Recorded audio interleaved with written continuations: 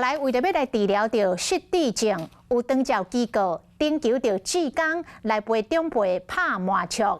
这个失智症协会特别来提醒，讲陪拍牌的人嘛爱太过哦，无若讲歹听话，打击着信心，颠倒是反效果，对失智症的患者无帮助。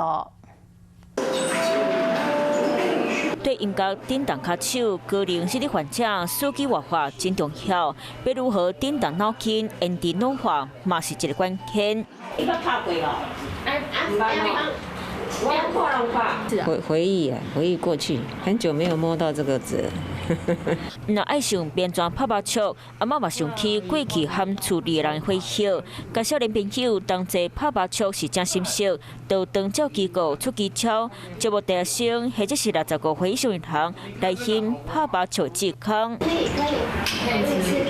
拿这个。袂晓拍不要紧，少年朋友来甲你提醒，是大人拢算个真注心，透过麻雀的活动，带阿公阿嬷动头壳，思考要如何伫咧摆倒赢对方。所以如果我会打麻将，我想试试看，我会觉得蛮奇怪，他为什么要开这个条件？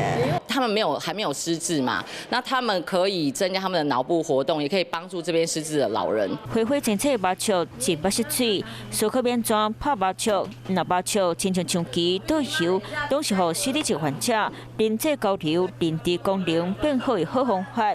不过，有一寡美感嘛是要注意。挫折感，那对于他可能会不太愿意再去尝试这件事情，或者是对跟他的牌友之间的关系有一些影响。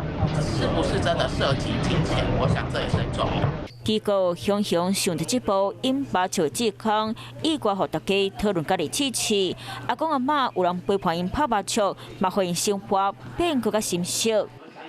Hello， 我是林明瑞。想要抢先掌握最及时的新闻资讯吗？赶快订阅、按赞、开启小铃铛，锁定我们华视新闻的 YouTube 频道。